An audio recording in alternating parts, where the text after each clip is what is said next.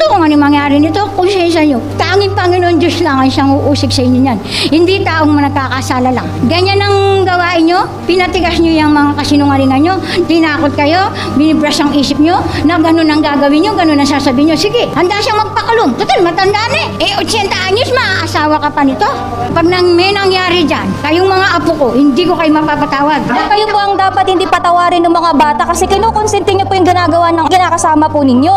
Imbis na ito po mga batang kampihan nyo, itong kinakasama nyo po yung kinakampihan nyo.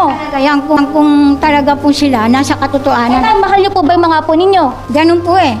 Anong ginagawa ng lolo nyo pag wala lola nyo sa inyo? Iniupuan po kami, tapos pinuubad niya po yung shirt ko. Pero hindi nyo pinapasok ang hari sa'yo. Pinapasok niya po. Ay, nakulong na po ba yung asawa nyo po dati?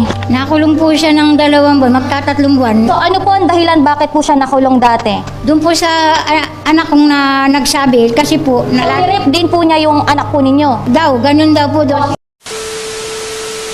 Ito na nga ba yung sinasabi ko na kahit mali yung ginagawa ng isang tao, pilit pa rin tinatama. Na kahit mali na yung ginagawa, ay pilit pa rin itinutuwid. Na kahit maling-mali na yung ginagawa ng tao, ay pilit pa rin ginagawa ng tama. Ano ba yan? So ito medyo matagal-tagal na rin naman din to, napanood ko to, no? Kay Idol Rapi Tulfo. Sa Rapi Tulfo in Action yan, na isa pong matanda o dalawang mag-asawang matanda na nagkakampihan o pilit tinatakpan yung kanilang pagkakamali. Dahil nga po dito sa kaso na to di umano ay nirape or ginahasa o pinagsamantalahan ng sariling lolo ang kanilang mga apo. At pilit naman na pinagtatakpan ng kanyang asawa na ang kanyang asawa po daw ay malinis ang konsensya at hindi ginawa yung paratang dun sa asawa niya. At ang kinagulat ko pa dito mga kakwela, mga kabiyaya, ay yung sinabi ng reporter ni Sir Rapi Tulfo na may dati palang kaso tong matanda at sa panggagahasa o pangre-rape din dun sa kanyang mismong anak na namayapa na. So dun pa lang po dun sa sinabi na yun ay bakit hanggang ngayon ay hindi pa rin maniwala yung asawa niya na ginahasa nung asawa niya yung kanilang mga apo. At tama ho yung sinabi nung lalaki doon, di ko alam kung kapitan ba yun o ano.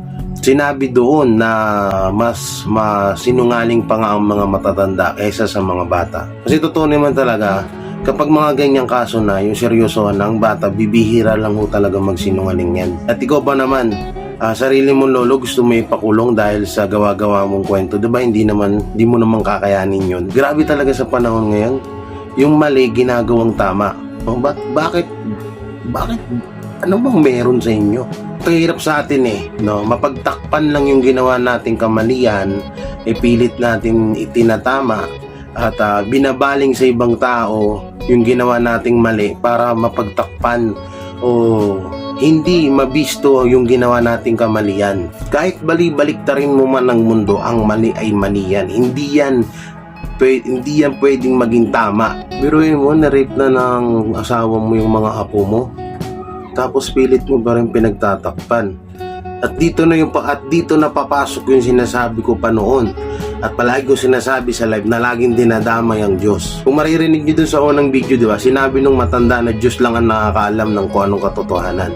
At kung makikita nyo hawak ni nanay na may rosaryo pa siya, na parang ito yung mga gawain ng mga tao na pilit pinagtatakpan yung yung tipong kung nga rin maka-Diyos, makasambayan ng Pilipino, mabait, sobrang bait. Yan yung mga katangian ng mga tao na gustong mapagtakpan yung kanilang mga pagkakamali. Bakit? Utos ba at talagang tinalaga ba ng Diyos yung ginawa ng asawang pangahalay sa mga apo mo? Diba hindi naman?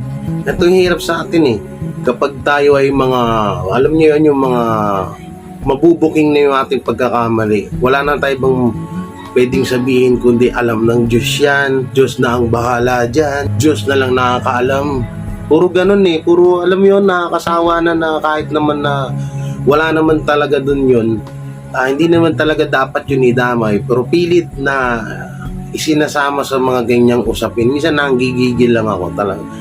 Hindi talagang minsan, palagi. Nanggigigil lang ako kasi syempre wala namang kaalam-alam sa mga pinagagawa niyan. at hindi naman niyang kasali sa usapan nyo, pero ba't lagi niyong dinadamay? Ano bang meron, di ba? Di ba nasa 10 utos yan na huwag mong gamitin ang pangalan ng Diyos pag mali naman yung ginagawa mo? Ito kasi hirap sa atin mali na pero ayaw pa rin umamin. Buko na pero pilit pa rin pinagtatakpan ng sarili. Na kahit ang hirap naman din sa mga taong nasa paligid na alam na nilang mali yung ginagawa ng tao, pilit pa rin nilang ginagawang tama. Yan tayo yan ang mahirap sa inyo masama makita nyo lang, uy mabait yan si ganyan, hindi niya yan magagawa. Diba? Kasi nakikita nyo sa halimbawa sa mga YouTube influencer na camera or katulad ko, no, na nakikita nyo lang, no, napapanood nyo lang dito sa YouTube, no. Aminado ako hindi ako perfectong tao, may attitude ako, hindi ako sobrang bait, pero marunong ako rumispeto, ulit-ulitin ko, marunong rumispeto sa kapwa ko at alam ko yung tama at mali, no? Kahit na ganito lang ako, alam ko yung mga dapat kong gawin at alam ko yung mga dapat o tamang gawin at maling gawain. Hirap kasi talaga sa mga ganito, apo mo na yan, diba? Nakakagigil lang. Apo mo na yung ginawa at hindi lang isa, may anak mo na nagsabi na ginanyan siya ng asawa mo, 2 apo mo hinalay, 'di ba? Bakit ano yan, porket mahal mo ganun?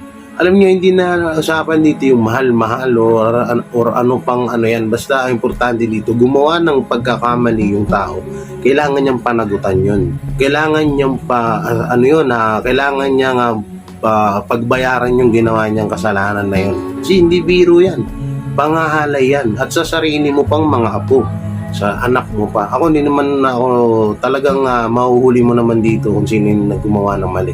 At ang opinion ko naman dito sa nangyari na to yung talagang ginasa nung matanda yung 2 apo niya. Kasi diba, kitang-kita nyo naman sa video, dati pa pala, no, hanggang sa namayapa na yung anak, talagang may ginawang kahalayan tong matanda na to. Pero sana naman sa lahat ng naman gumagawa ng katarantaduhan dyan, huwag nyo naman isama yung itaas, kasi wala namang alam yun sa mga pinaggagawa nyo. Hindi niya yan inutos, hindi niya yan inuutos sa inyo, ba't nyo siya kailangan idamay. May hawak pa rosaryo, puro Diyos daw, ganito, alam ng Diyos, alam ng Diyos ko po. Uminom nga kayo ng Diyos. Pero real talk tayo, mga kakwela, mga kabiyaya. May iilan na ng mga nangyayari ngayon dito sa Pilipinas at sa ibang bansa rin siguro mayroong ganito na ang tama ay nagiging mali at ang mali ay nagiging tama. Alam niyo bakit?